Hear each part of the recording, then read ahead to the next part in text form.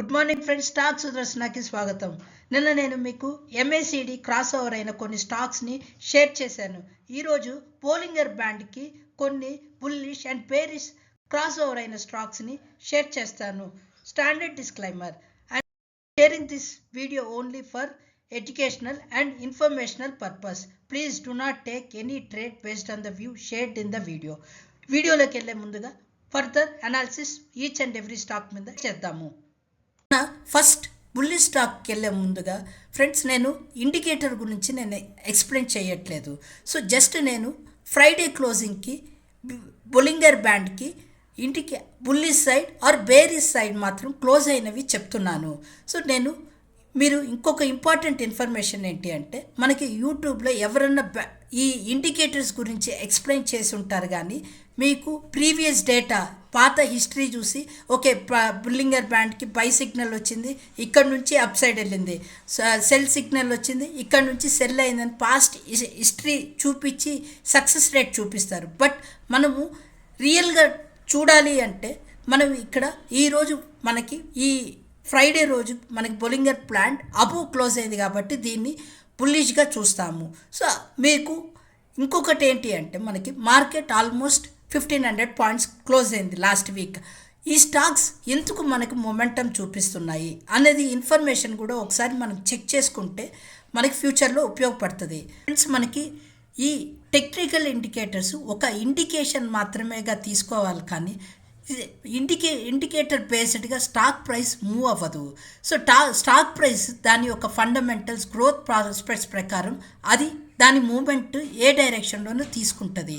So మనకి ఈ particular Bollinger MACD ఒక ఇండికేషన్ మాత్రమే ఇస్తాయి, దాన్ని మనం బేస్గా తీసుకోకూడదు.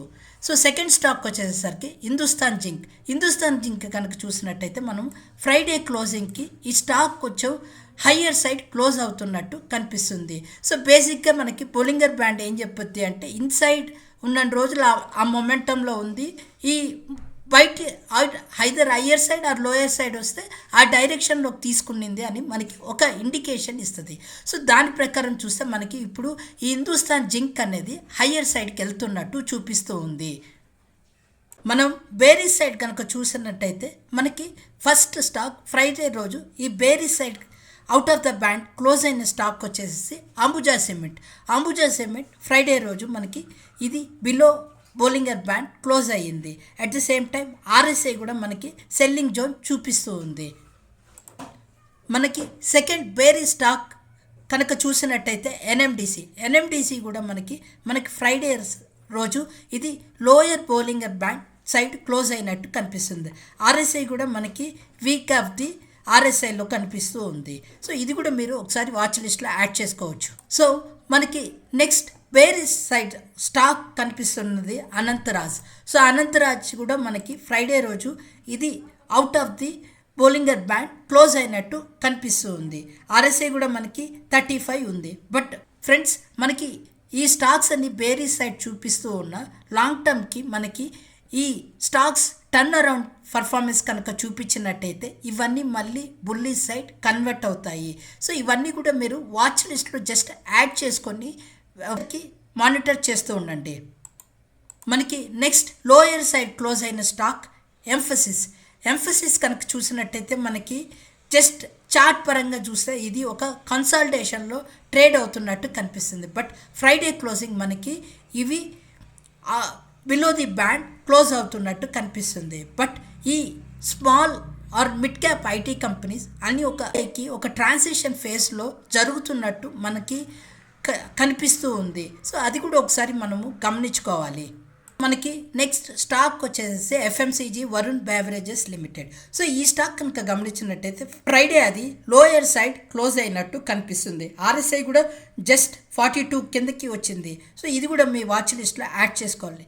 ఇంకొక స్టాక్ డౌన్ సైడ్ క్లోజ్ అయినది చూస్తే బజాజ్ ఫిన్సర్ కనుక చూసినట్టయితే మనకి దాని యొక్క రెసిస్టెన్స్ 2180 ఉంది.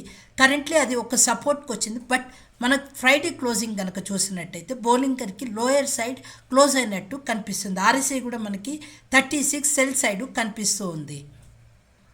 సో మనం ఇంకొక బేరీ సైడ్ స్టాక్ కనుక చూసినట్టయితే మనం AU small finance bank maybe ఈ స్టాక్ మనకి హయ్యర్ సైడ్ నుంచి కరెక్ట్ అవుతుందా అనేది గమనించాల్సి ఉంటుంది. సో ఫ్రైడే క్లోజింగ్ కనుక చూసినట్టయితే అది మనకి లోయర్ బోలింగర్ బ్యాండ్ సైడ్ నుంచి డౌన్ అవుతున్నట్టు కనిపిస్తూ ఉంది. సో ఆర్ఎస్ఐ కూడా మన 43 కనిపిస్తుంది. మేబీ ఇది ఫర్దర్గా బేరీ సైడ్ ఏమన్నా మూవ్ అవుతుందా లేదంటే అప్ సైడ్ వెళ్తుందా అనేది మనం ఫ్యూచర్లో తెలుసుకోవాల్సి ఉంటుంది. That's all for today friends. Thank you for watching stock Sudarshana.